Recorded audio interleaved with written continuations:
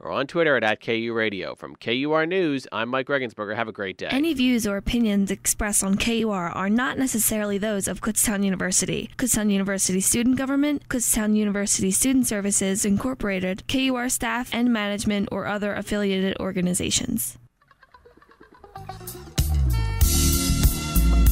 It's Kutztown Live with George Flaitland, your campus community issues talk show.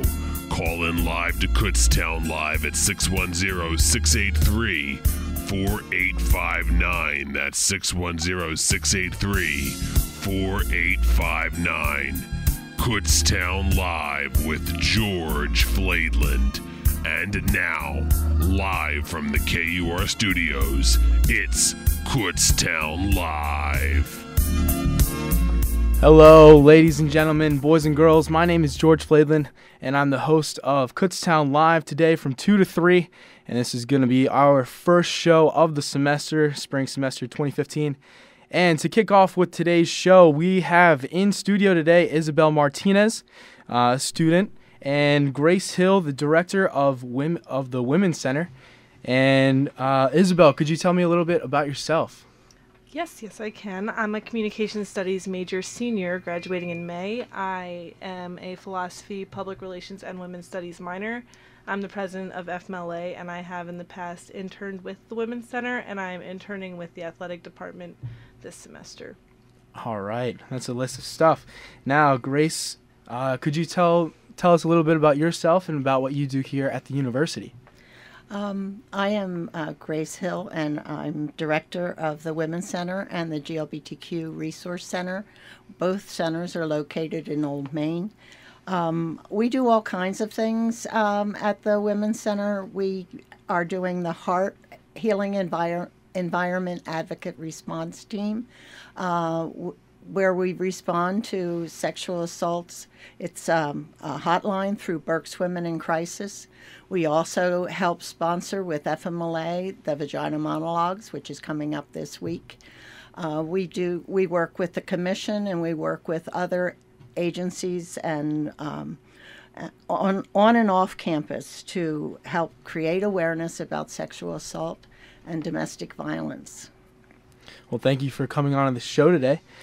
So why these ladies are here today is to talk about their It's On Us campaign. The It's On Us campaign is a sexual assault awareness campaign that has been set through the White House.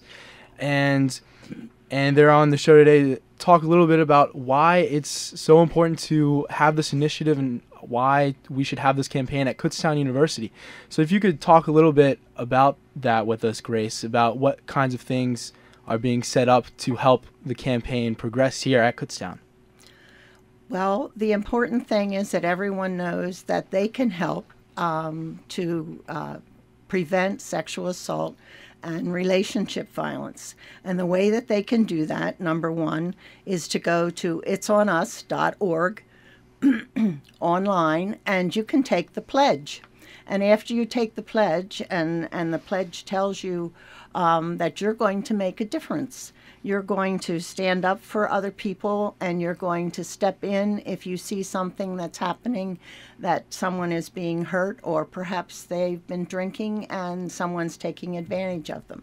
And we found over the years that most men and women want to help, but they don't know what to do. So also on the website are all kinds of things that you can do. One of the biggest things is that we can talk about sexual assault and rape, and that we can help everyone to understand how difficult it is to recover from sexual assault and rape.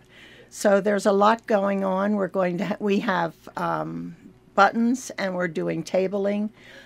If you go to one of the tables that we'll be having in the future, and you go on our tablet and you sign up, you will get a button, and you'll also get an opportunity to take a chance at a It's On Us t-shirt.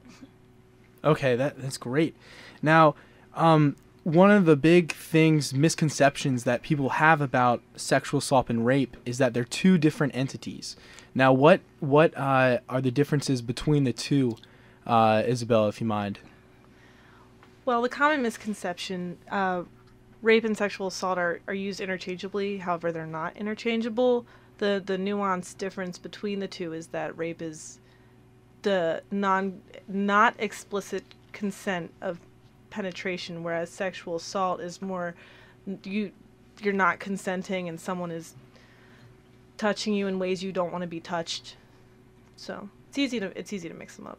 Yeah, and both of these words, sexual assault and rape, they're used interchangeably. For example, in the media, out and about, and it's just sort of, it's a misconception exactly that needs to be addressed.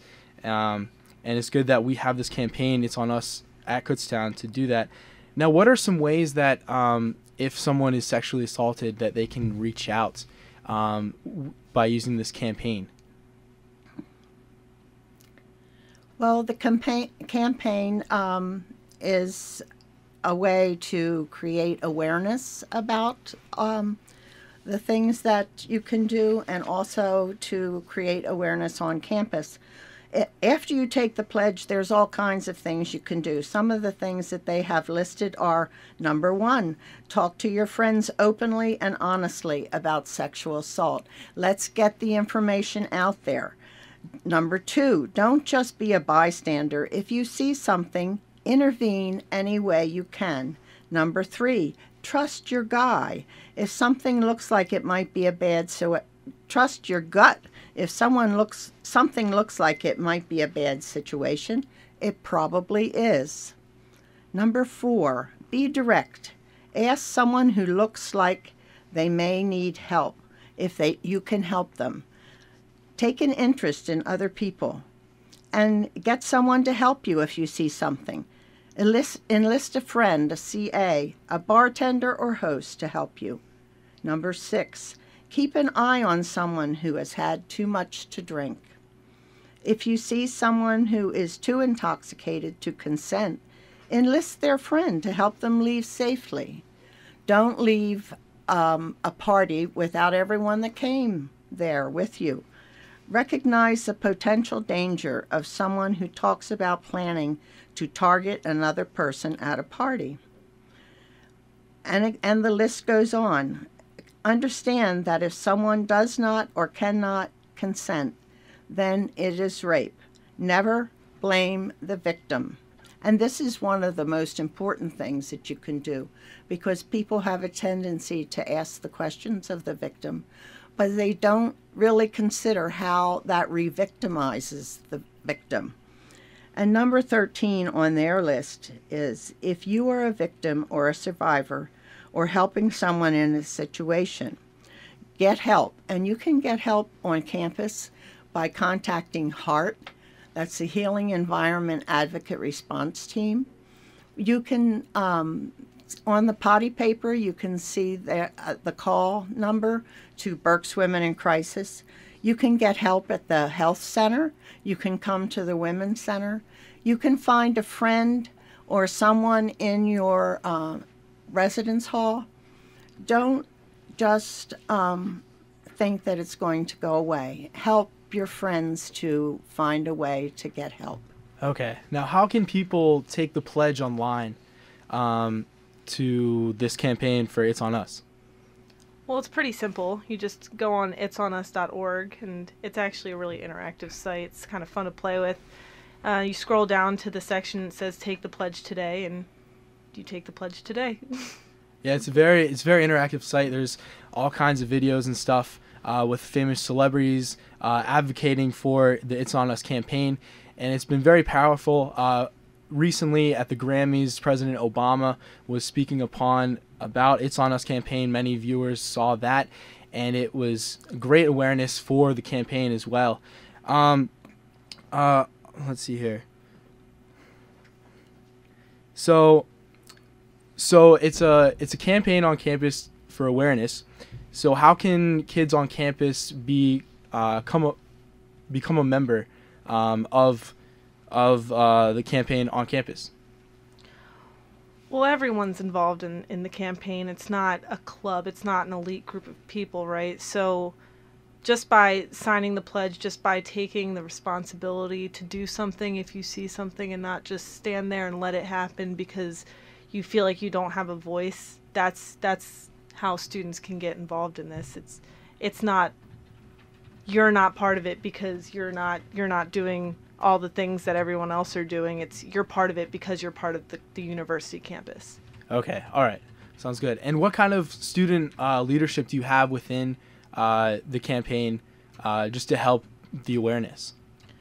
Well, I'm helping with the organization, and I and the other student, Alyssa Bissell, we have worked with admissions and connections and housing life and various student organizations. We have connections within the athletic department that are helping out student groups like the athletes, Panhellenic Greek Life. They're getting the word out to their students that are involved in their activities as well. There's a lot of student leadership from a lot of various fields within the university that they're taking charge and leading us towards a safer environment for students. Yeah, definitely, to help the awareness throughout the campus. I've seen it on Facebook with my friends from other institutions and universities. They've taken the pledge and had their picture with the It's On Us logo. So it's a very, very powerful campaign that needs to be addressed in this country. A report showed that 1 in 5 women in college are actually sexually assaulted, and that those numbers need to go away. There's been a lot of advancement to make the numbers go down for sexual assaults, but this campaign hopefully will eliminate sexual assault and rapes forever. Hopefully, but it's a great initiative that this campus needs to have. And thanks for coming on the show today with us. I appreciate it. Thank you. Thank you.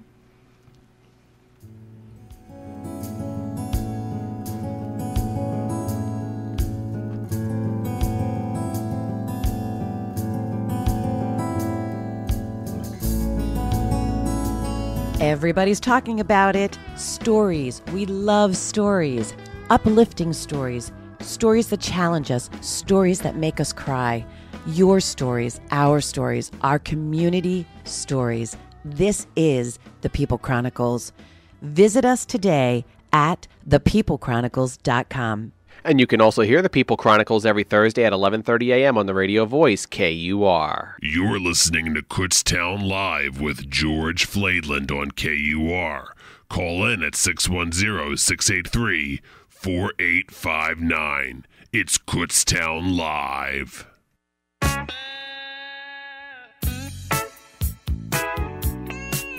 And welcome back to Kutztown Live. I'm your host, George Flaidland.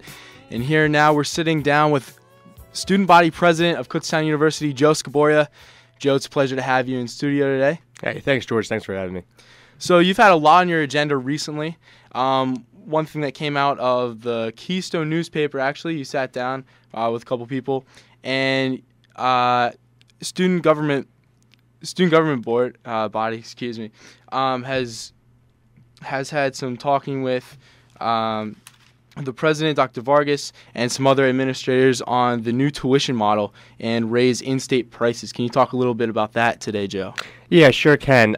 There's this model, can be seen at many universities across the nation, and just right here in the Pennsylvania state system, a couple colleges have already implemented the per credit tuition model of some sort.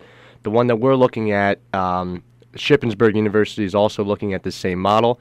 For the average student taking 15 credits, students would see tuition rising 13%. The motive of this model is really to help generate a certain amount of revenue. For our university, it would be $4 million would be generated for the university from this model. And it would also help students who want to take a step back and slow down, maybe graduate in 5 years, taking 12 credits a semester. And then, obviously the students that this would affect negatively would be the students who, are taking 14, 15, 16, 17, 18 credits. This isn't something new. Students have to remember that the university has to make changes where it feels necessary.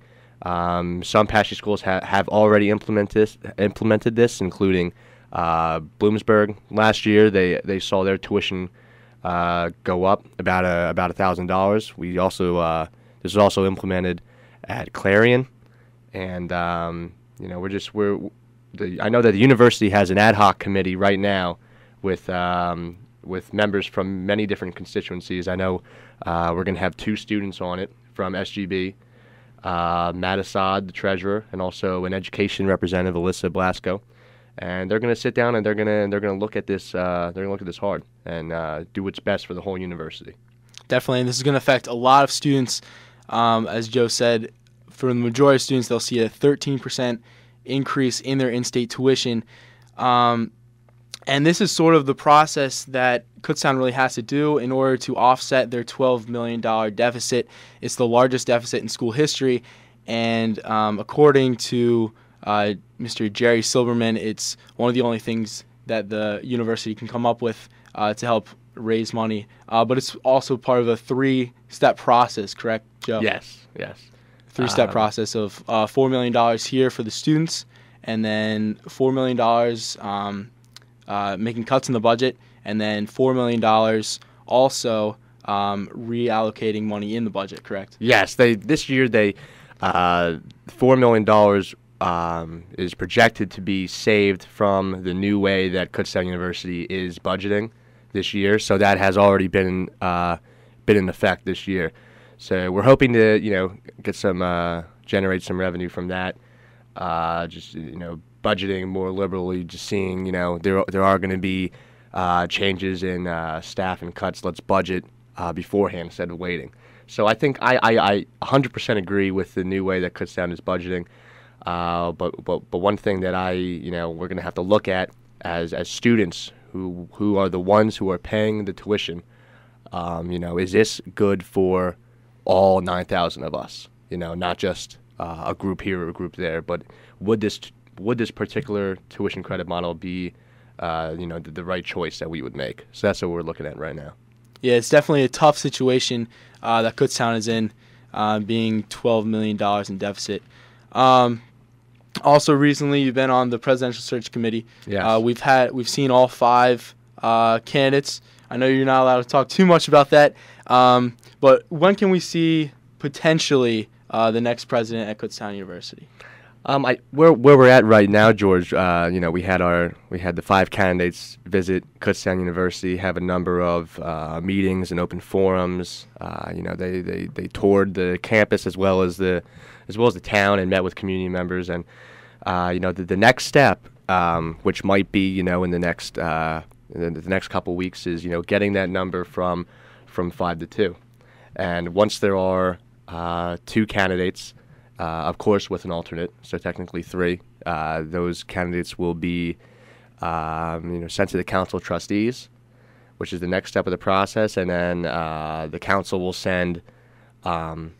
will approve, and hopefully, and send to the board of governors. So, potentially, we could see the next president, be selected during this semester, which is good news that we are technically in the home stretch of this very long process, but like I said in the Keystone, it is a lot of time and effort that goes into this, but you have to think about it. This is for the next leader at Kutztown, and one of the most, what a time that we can be going to school here right now with everything going on. So I'm very I'm happy, and I think that talking with students, all 5 candidates. We're definitely good candidates for the spot. Definitely, for sure. I was at a lot of those meetings with the potential candidates, and they all seem like they're very student-based, they're very student-oriented, and it's good to hear that from a potential president who wants to keep in mind the students at all times. Also, switching to another subject here, Joe, SGB passes extended leave policy for clubs and organizations. So can you talk a little bit about that and how you got that to go down? Yeah, halfway through the fall semester, myself and Mr. Matt Lothar, who used to work at KUSSI, and also Stephen, the president of the military club, we got together and we sat down and we got a rough draft of a bill that we wanted to pass for all of SGA, and it basically said that if you are someone who is in the military, has to go on active duty, or you are someone who falls under a university special leave, so whether that be severe illness, for religious purposes, or anything like that, this policy will protect your spot on one of Kutztown's 180 student clubs and organizations. And prior to this, there is a university policy, but that is solely for class. So there's never been one to protect students who are in clubs and organizations. So this was a historical policy that we just passed, just within the last 2 weeks. So I'm very happy about this. Awesome. Very proud of your work, Joe, with everything that you've been able to do, presidential search, everything you do with student government, and making policies to better the school, better the university, and hopefully make this university one of the greatest in the country. And thank you for coming in on President's Day. Maybe That's you're right, not yeah. the U.S. president, but you are our student body president. So thanks for coming on the show today, Joe. Hey, thanks for having me, George.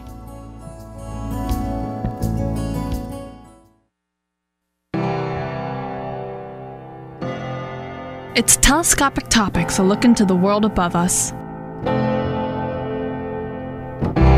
Journey to Ceres. On September 27, 2007, NASA launched the spacecraft Dawn that would explore the geology and chemistry of the surface of the asteroid Ceres. Ceres is unlike most asteroids in our solar system, as it is differentiated. This means that the core was once hot enough to push lighter materials to the surface and hold more dense materials in the core. This process causes the planet to become spherical, which is distinct to Ceres, as undifferentiated asteroids can form in a magnitude of different shapes. Ceres is also the largest asteroid in our solar system, but with only a diameter the size of Texas, it falls in comparison to the size of Earth. Scientists have confirmed that there is a presence of water vapor on Ceres through the use of infrared telescopes. Using the angular distance and orbital period of a planet, one can find a planet's mass and volume. With these two measurements, astronomers found that the density of Ceres is 2.09 grams per centimeters cubed. The density of Ceres is small, and is also very close to that of water's density of 1 gram per centimeter cubed. This discovery led astronomers to believe that since Ceres' density is less than that of other asteroids, and its density is close to that of water's, Ceres' mantle may be composed of water ice. Surprisingly enough, the amount of fresh water located in Ceres' mantle could be more than the amount of fresh water found on Earth. Further exploration of Ceres will hopefully provide more information about the formation and properties of asteroids. A greater understanding of this mysterious dwarf planet is not too far away, as the Dawn mission is expected to arrive at Ceres in the spring of 2015. Telescopic Topics, a look into the world above us. Stay tuned to KUR for more telescopic topics, and for more information or to hear the segment again, click on the Telescopic Topics icon on the KUR website at www.kutztown.edu/KUR. Telescopic Topics is a production of the KU Physical Sciences Department and is recorded by the KU astronomy students in the studios of KUR. Thank you for listening, and we'll see you next time.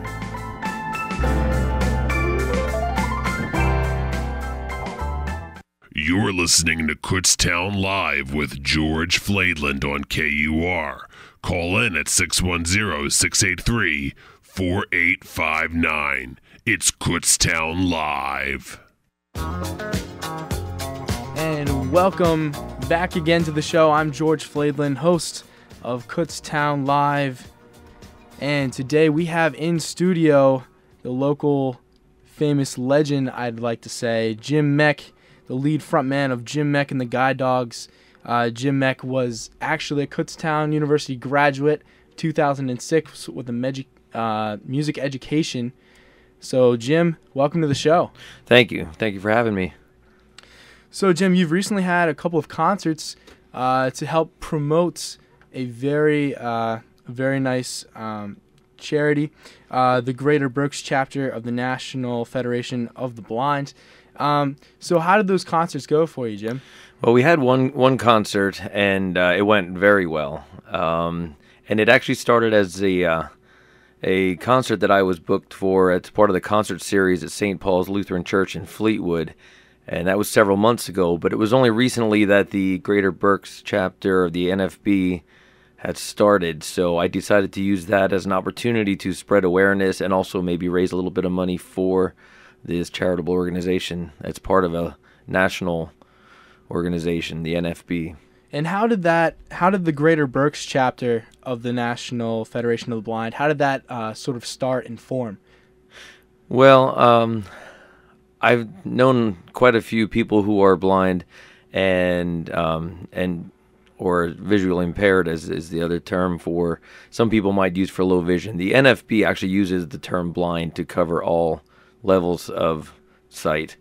But knowing a lot of people looking for resources and just some help in living their lives, the lives that they want to live, is had me looking for some kind of organization that was of the blind and not for the blind. So it's our own member organization, and I mean, we include people who are sighted as well, but the majority of the membership must be blind. The president and vice president must be blind, and but it's a whole lot of people that got together and said, we know better than other people of what we're going through and how to help each other. So we've already been through some of this, or we're looking toward other people who have already solved some of the issues, and it's really, we're the same as everybody else. It's just that we can't see, and we still have the same value, still the same talents as anybody else, and everybody in the world needs help with something. And so it's not really any different when we need help, maybe reading our mail or things like that. So it's sort of a natural way for you to combine your music abilities and also help promote something that's dear to your heart in the National Federation of the Blind. How did you sort of start your musical career? Well, I started playing piano when I was about 4 years old, so I just was always drawn to the piano, and I still am. And I took lessons for several years, and I started actually as the assistant organist at my home church when I was 14 years old.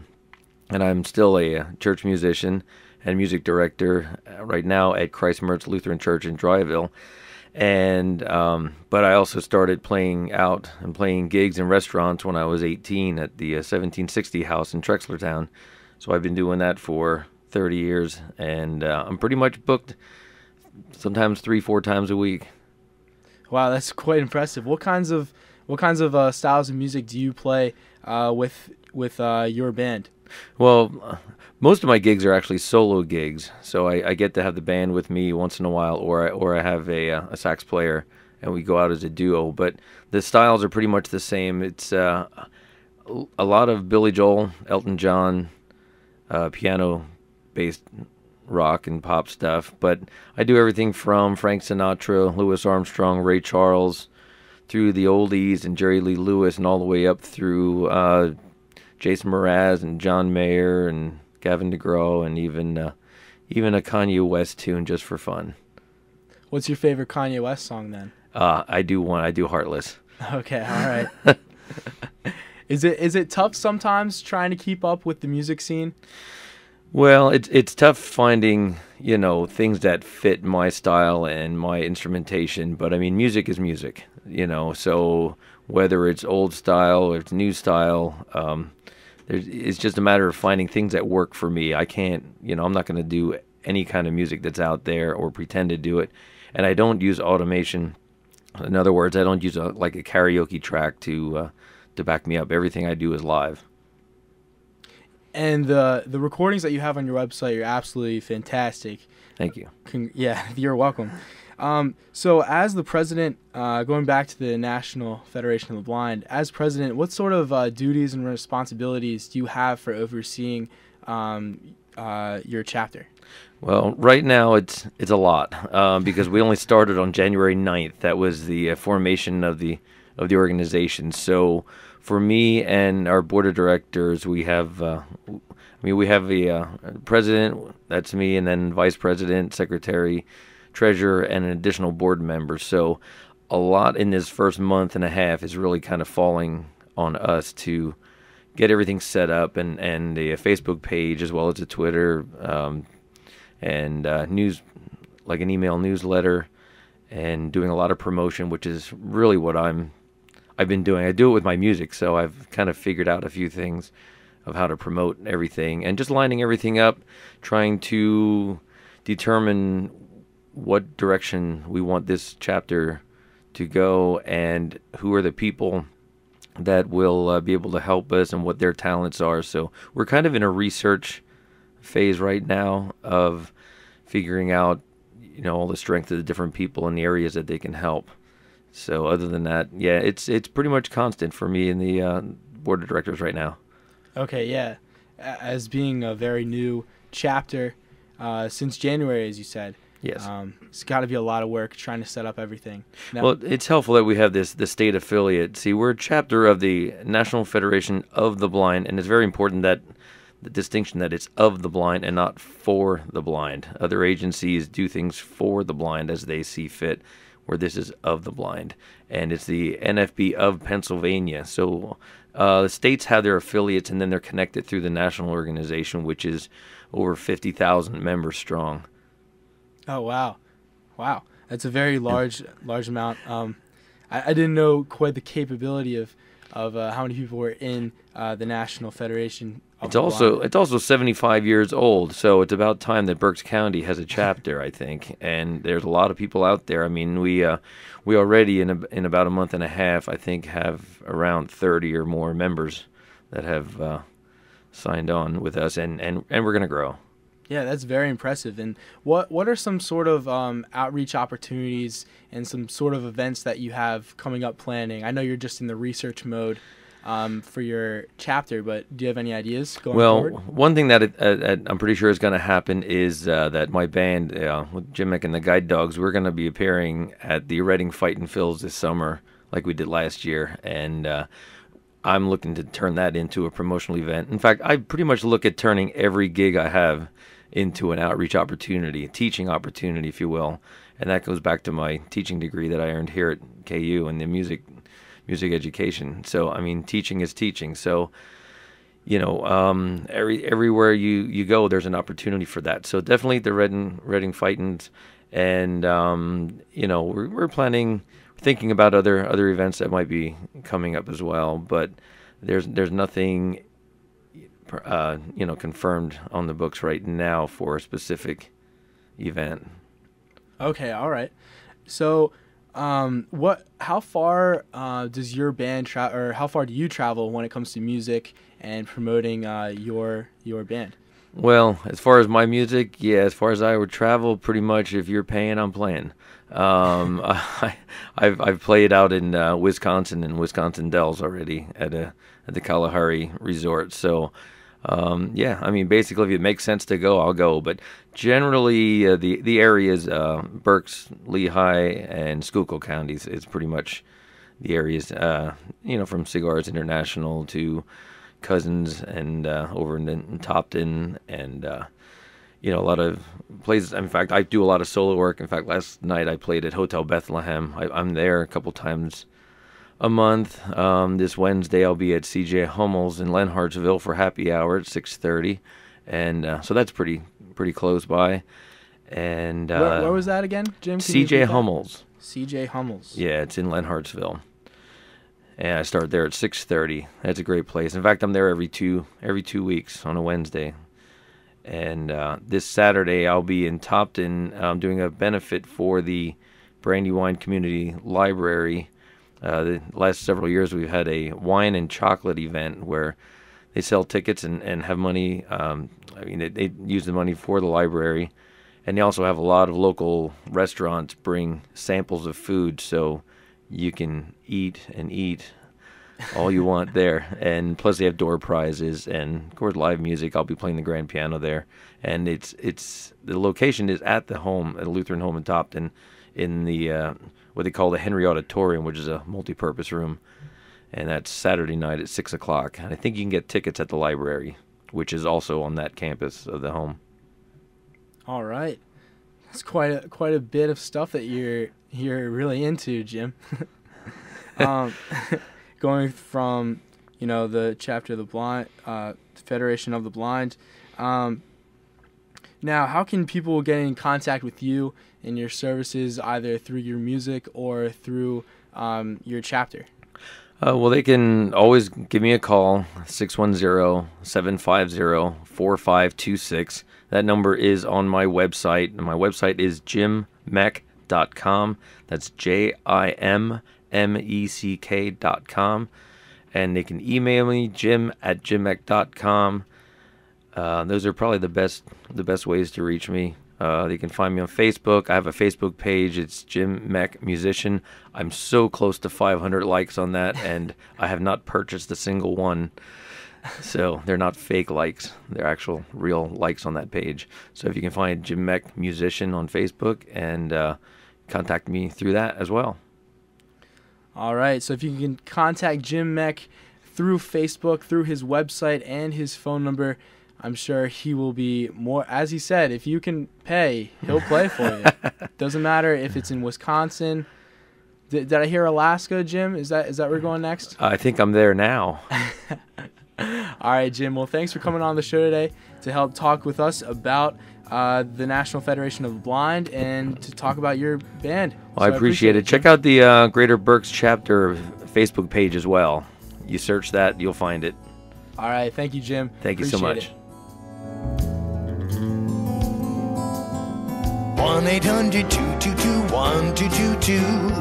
1-800-222-1222. If you think it might be poison, then the first thing you should do is call 1-800-222-1222. Poison can be anything you're not supposed to take.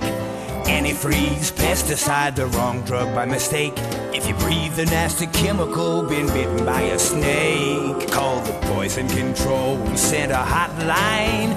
We're here for you night or day. For a poison or drug emergency at home or at work, just call the Poison Control Center hotline. We're here 24/7 with the expert help you need, free and confidential. Even if you think it's a false alarm, call 1-800-222-1222. 1-800-222-1222. If you think it might be poison and you don't know what to do, call 1-800-222-1222. A message from your Poison Control Center. The moment she sees you, she gets excited. She can hardly control herself. She runs to you and jumps into your lap. You stroke her back. She licks all over your face. You rub her stomach. She pants heavily. Then she jumps down and runs off. She turns and tilts her head. She barks. She returns and lays at your feet. She whimpers. Then she darts off again. She probably wants you to chase her. She doesn't know you can't play like you used to. Because she doesn't know you're paralyzed. See, you didn't think you needed a seatbelt just to drive up the road. Then that truck ran that stop sign and bam, you got thrown from the car. If you had only known that most car crashes occur close to home, you would have been wearing your seatbelt, and you wouldn't be stuck in that wheelchair, and this story wouldn't have gotten all twisted, and you'd be rolling around on the floor by now. So buckle up, because you never know. A message from the Department of Transportation and the Ad Council.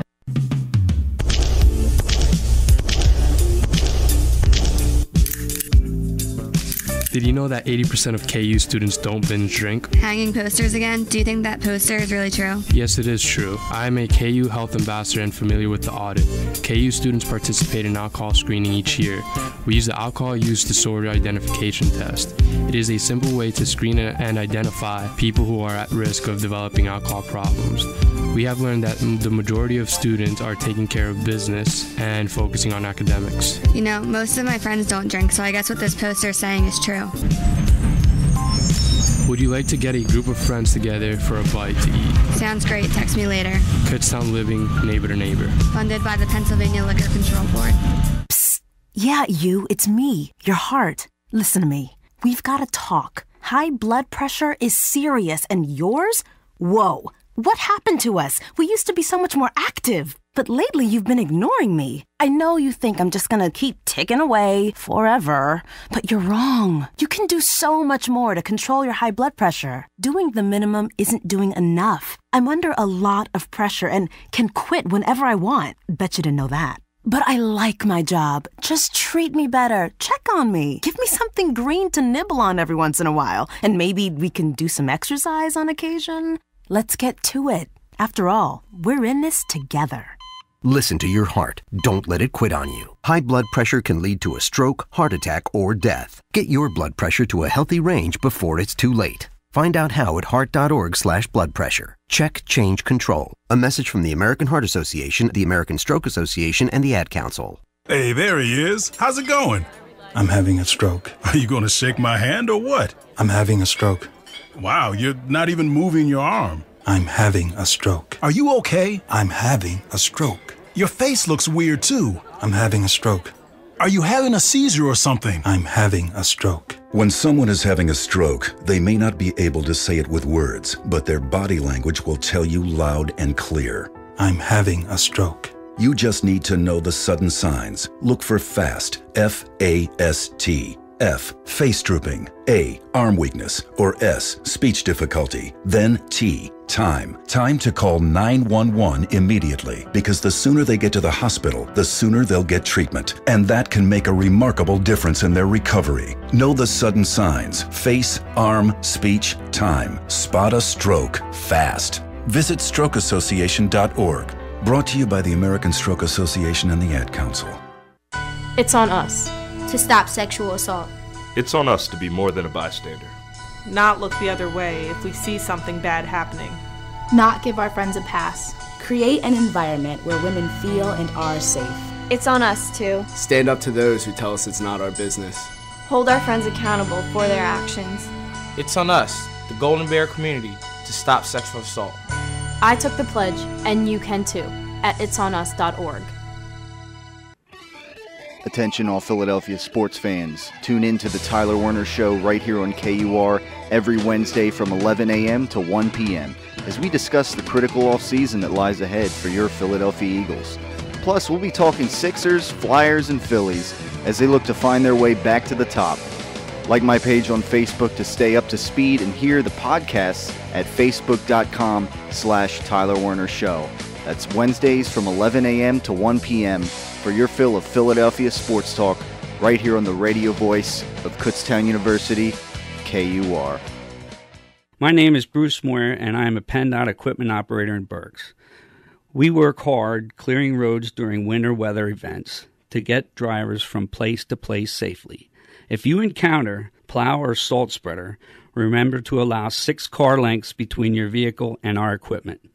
Do not pass or get between the snow plows and avoid distractions. For more information or winter safety tips, visit justdrivepa.com. You're listening to Kutztown Live with George Flaidland on KUR.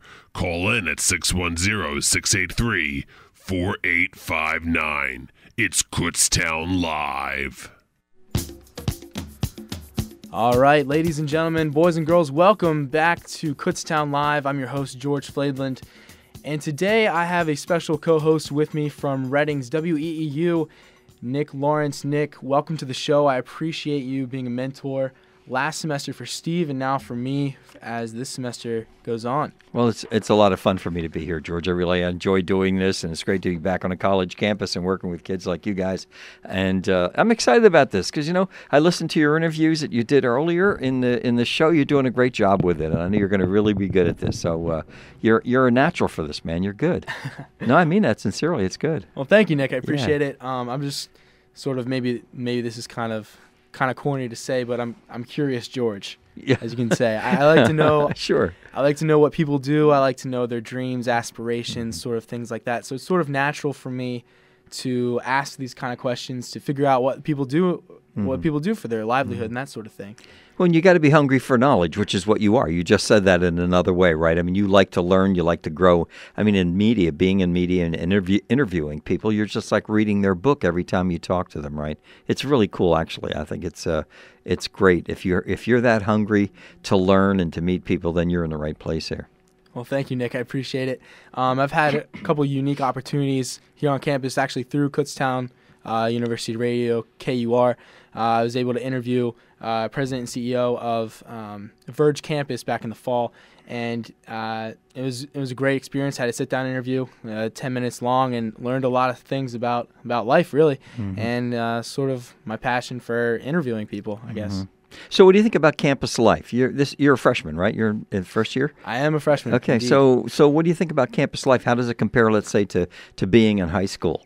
It's a lot different. There's a lot of time management that goes into, going and studying for classes, balancing a social life if I have one, and being involved. I'm heavily involved here on campus, so I was actually voted most involved in high school, so it was natural for me to get involved with already 4 clubs on campus. Absolutely, no, that's great there. So is there any surprises from what you thought it would be versus what it is? Or were you surprised by anything? It's my parents both work at a college, so it's sort of college has always been preached to me. It's always been taught to me. You're gonna go to college, George. Just go to college. And I've always wanted to go to college, but having parents who have been there and work in a college have really helped me. It's not as big of a learning curve as it is for some people here. I will say that I am very privileged in how my high school helped me out and kicks my butt in class, and B, my parents. I have to thank them all. Give them all the praise and credit for everything. But yeah. One of the things I do on WEU is that I interview teenagers on the weekend, and so we get into these discussions all the time, especially when there are seniors on the show, as to what is going to happen in the future for them. They get concerned because there's a lot of pressure on kids to perform. There's a lot of pressure on kids as to what schools they're going to go to.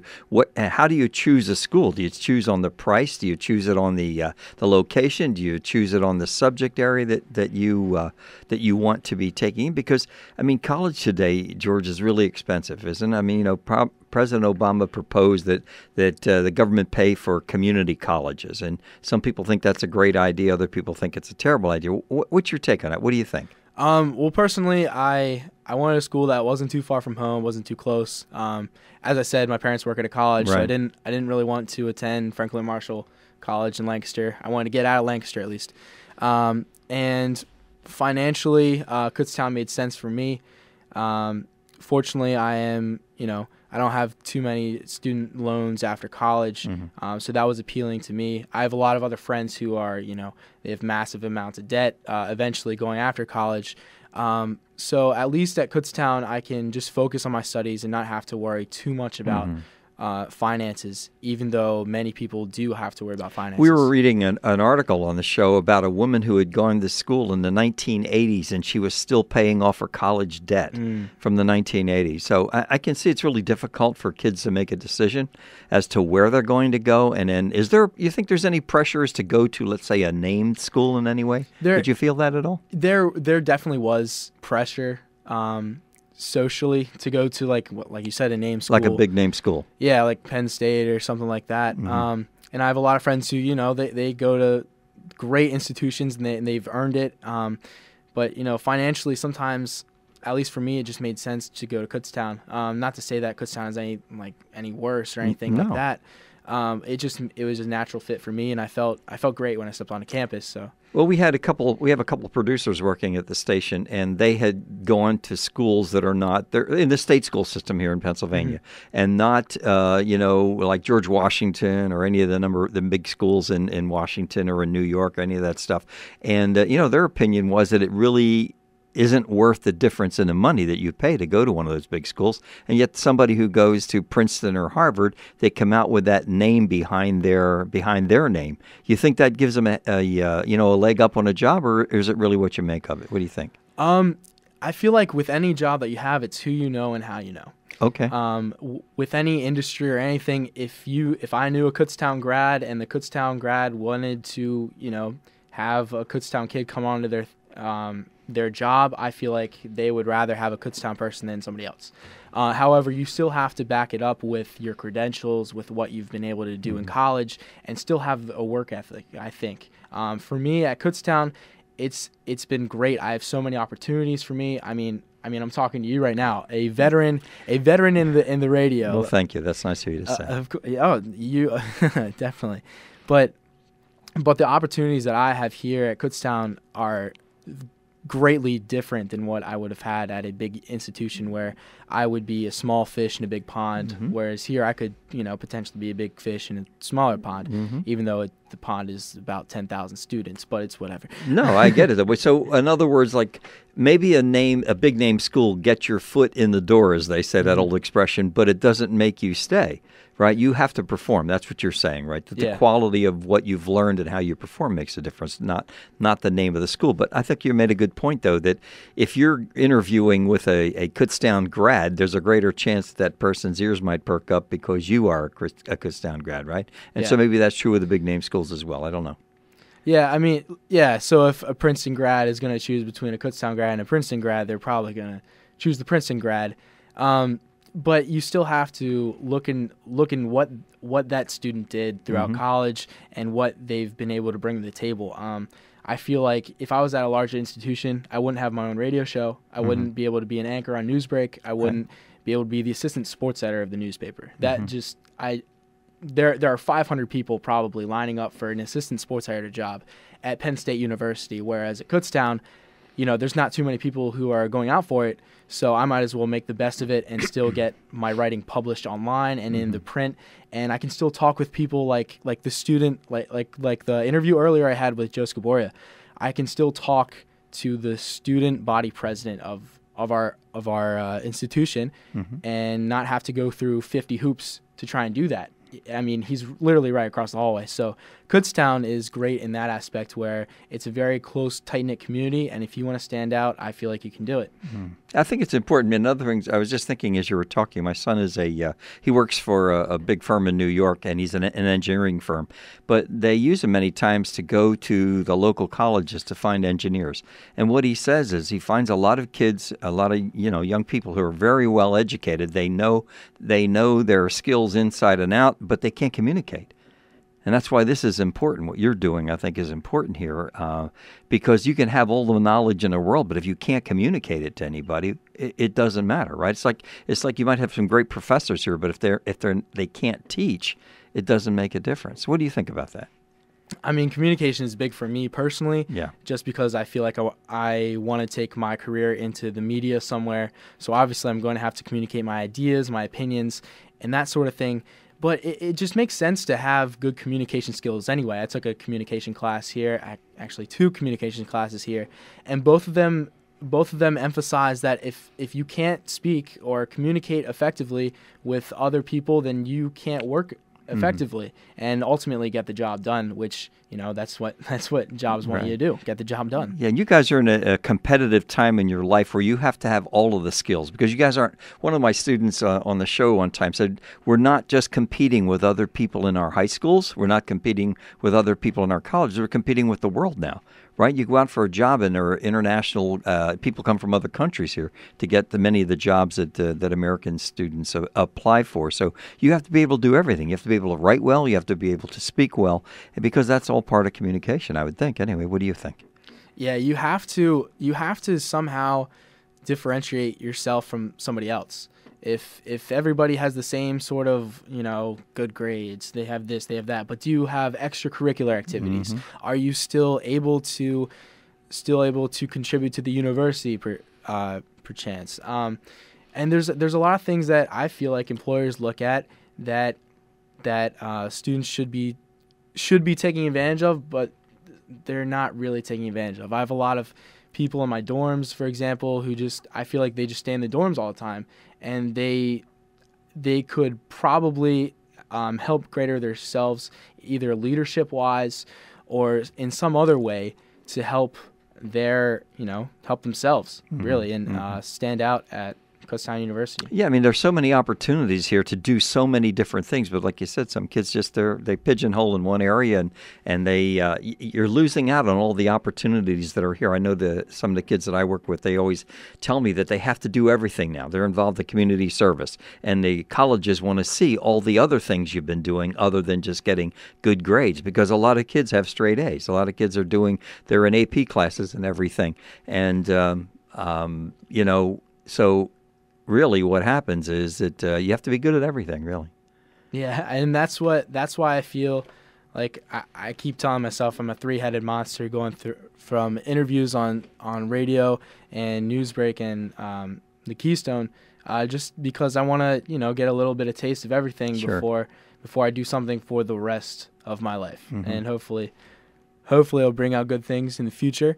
And but I appreciate you coming on the show today, Nick, to help me through this process. First show. Mm-hmm. It's great. You did a great job today. I'm really proud of you. I think you did a really good job. Yeah. So I'm looking forward to spending more time with you. We'll be back again the next time, I guess. Yeah, definitely. So come back on the show at Kutztown Live. You can tune in every Monday from 2 to 3. We'll be here. And thanks for listening. All right. Have a good Monday. I know it's a Monday, but hey, get through it. All right. Take care.